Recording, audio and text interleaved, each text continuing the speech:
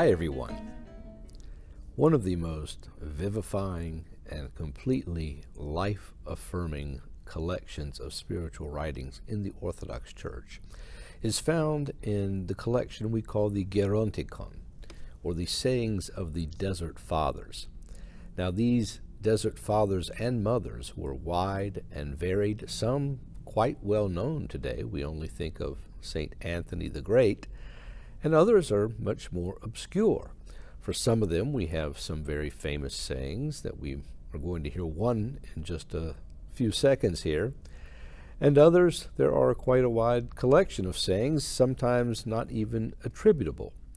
Other saints have mentioned them in many places, and yet they seem to hover around us without any real clear definition as to who they actually were. Well, most of them resided in the place of today's saint, commemorated on January 8th, named Abba Agathon. Now, he entered what is called Sketis, which is a large monastic settlement which was west of the Nile Delta. There were many, many saints that gravitated to that area in the beginnings of the monastic movement. Abba Agathon, it was found out, was someone who was early on almost considered a saint even at a very young age. He was known for his spiritual discernment, for his passionlessness, for his quietness, and for his ability to really tune into the things of God. Now, as is often the case, these things were challenged by some of the brothers in the area who lived around the great Abba. And so they decided to test him one day because he was known for his patience in all things. So they went to him and they said, "Well, are you Agathon, the whoremonger and boaster?" And the humble man quietly replied, "I am." But they weren't finished. "Well, are you Agathon, the one who talks nonsense and is a slanderer?"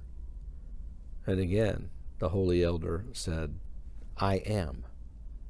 And then finally, not being satisfied with that, they went one further step and said, "Are you Agathon, the heretic?"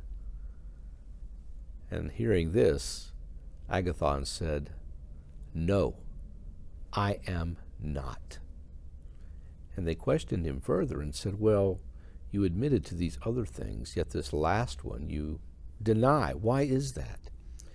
And Agathon said, "Well, these other things are for the good of my soul, because it's important to bear these sorts of things, whether true or not. But in the case of heresy, it separates one from God, and that I could not abide." Agathon was someone who not only buried himself in the monastic enclave, but he was also very much active in the world.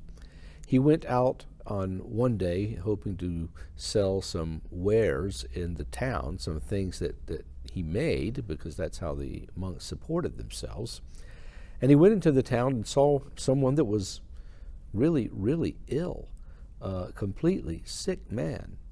And so he sold these things and paid for his medical care and took care of this man and stayed there out of the monastic community for 6 whole months before returning. Another incident happened when he and a number of the monks went to build something. They were going to build some sort of monastic edifices or something in the town. It's a little bit unclear, the story. And he goes and stays there for 4 months.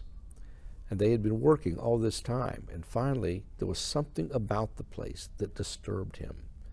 And he said, "It's time for us to leave because something is not right here." And the other monks were a little confused by this and said, "Well, wait a minute. We've been here for 4 months working. If we leave now, are people just not going to say, we're jokes somehow, that we can't finish what we started?"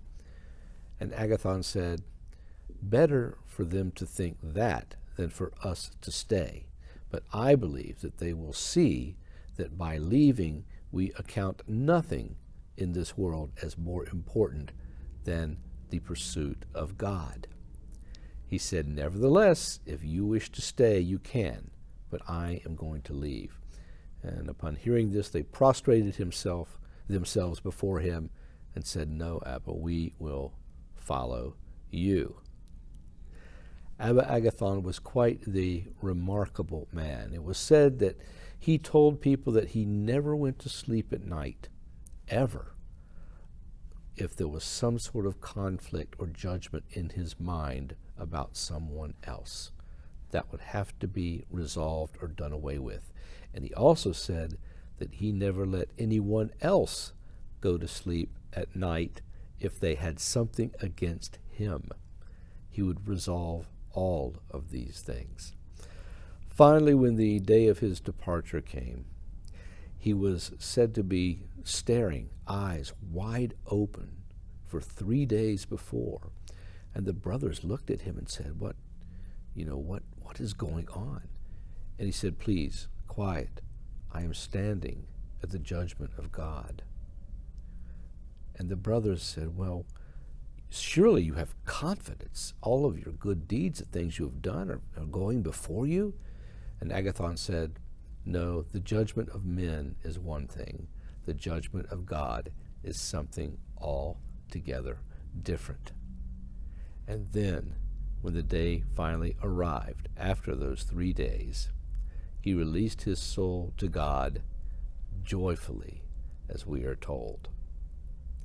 There is much profit to be found in the reading of the lives of the Desert Fathers, and I would encourage everyone out there to find one of the many, many copies found by many, many publishers and read these wonderful lives, which are usually short, almost set up for daily reading, but undoubtedly profitable for all of us, because the things that they dealt with then are the same things that we deal with today, because although we may have made progress in many, many areas as human beings, our natures remain the same, and our spiritual struggles never seem to change. Bye-bye.